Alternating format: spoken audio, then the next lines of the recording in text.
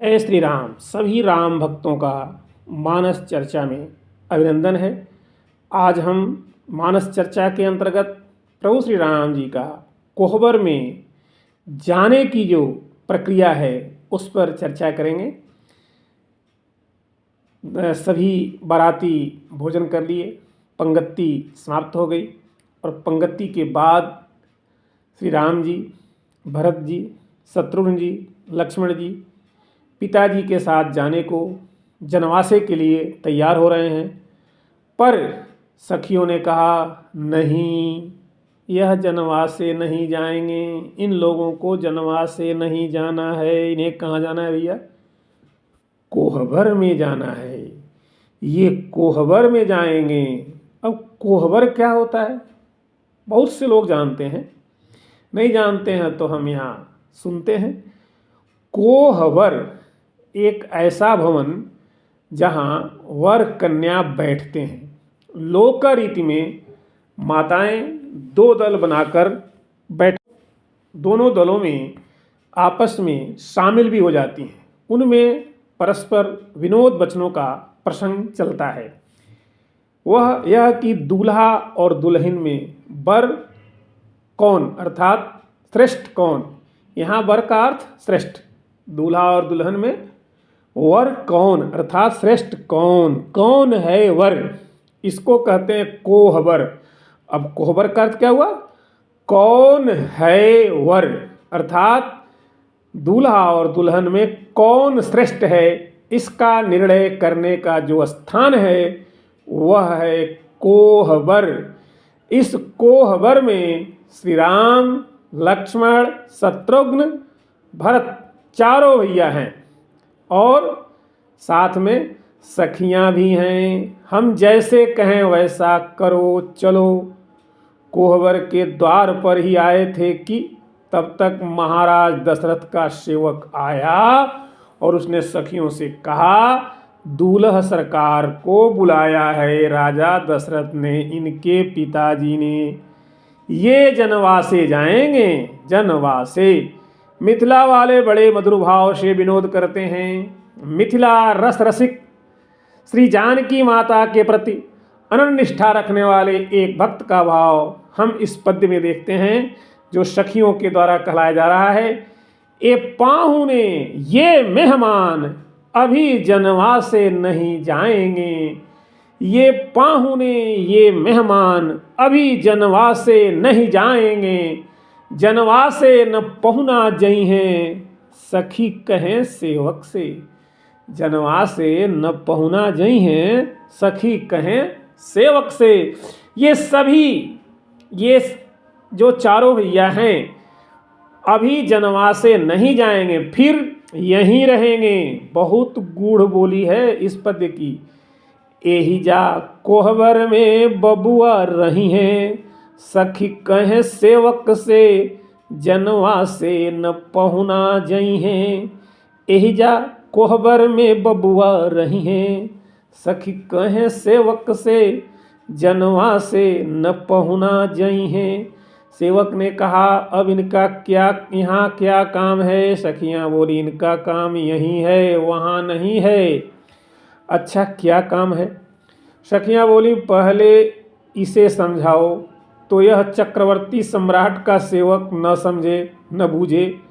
अरे सोचना चाहिए, कोहबर में कतना फल और कतना मिठाई, फल और मिठाई का ढेर लगा है, तो फल मिठाई का इनसे क्या संबंध है? मिथिला के घर घर से आई, मिथिला के घर घर से मिठाई आई हुई है। क्यों? कहा, दुल्हा सरकार को सबकी भावना है, सब अपने हाथ खियई हैं, सब सखियां अपने हाथ खियई हैं। सखी कहें सेवक से, पहुना जनवासे ना जई हैं।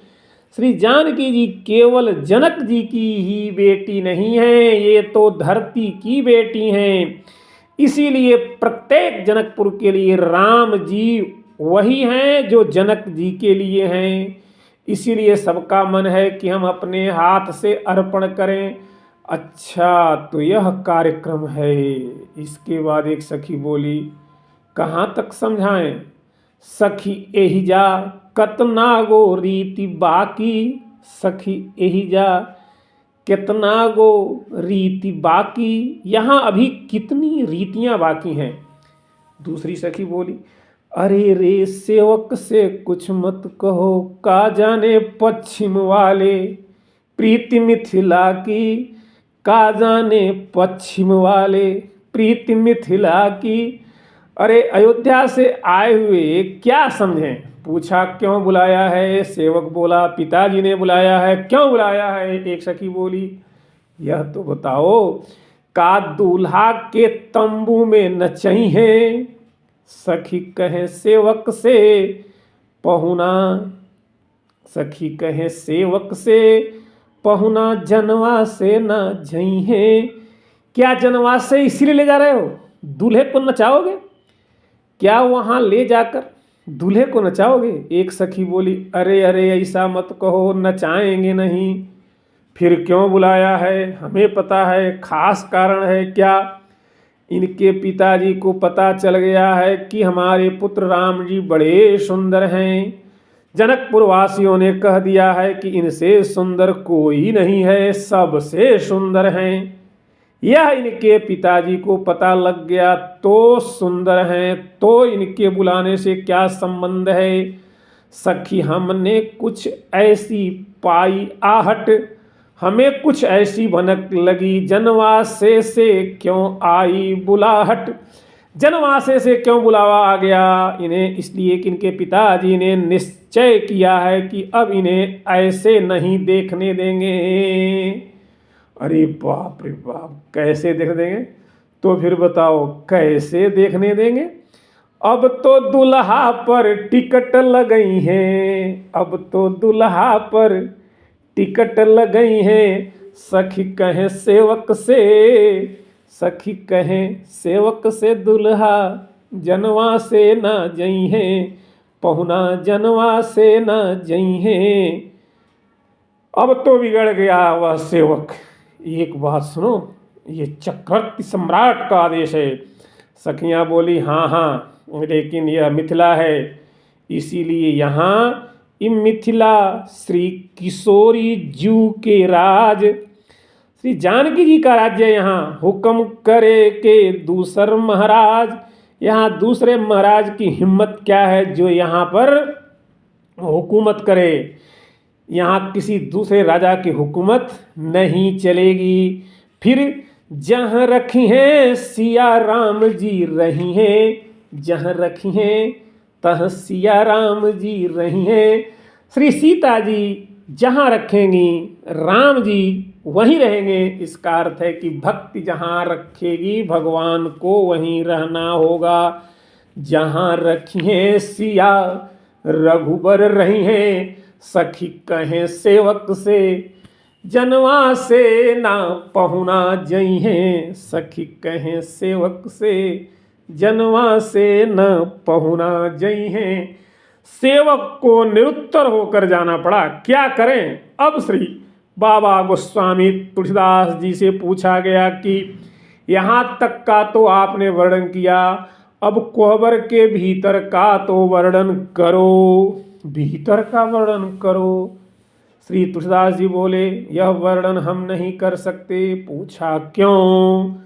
तुलसीदास जी बोले कोहबर में हमें सखी माताओं ने जाने ही नहीं दिया। जब राम जी को सखियां कोहबर में ले जाने लगीं तो तुलसीदास जी अपना कलम कागज साथ लिए चल दिए। वे तो हर प्रसंग में उपस्थित रहते हैं भाव से।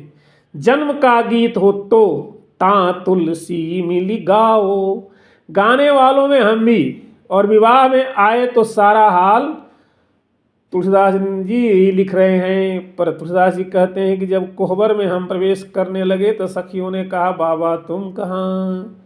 तुलसीदास जी बोले हम तो उनके खास संवाददाता हैं, साथ ही रहते हैं, सब कुछ लिखते हैं, सबको सूचना देते हैं कहाँ क्या हुआ।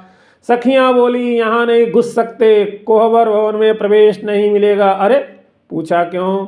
बाबा जी तुम नहीं जा सकोगे। कहाँ? क्यों? कहाँ? कोहबर भवन में तो दाढ़ी वालों का काम नहीं, यहाँ साड़ी वालों का काम है।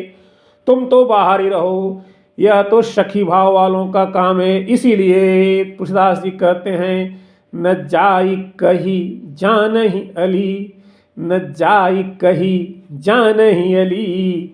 इस प्रकार से भगवान श्री राम कोहबर में जाते हैं। आज की कथा यहीं विश्राम। आप सभी को जय श्री राम, जय हनुमान।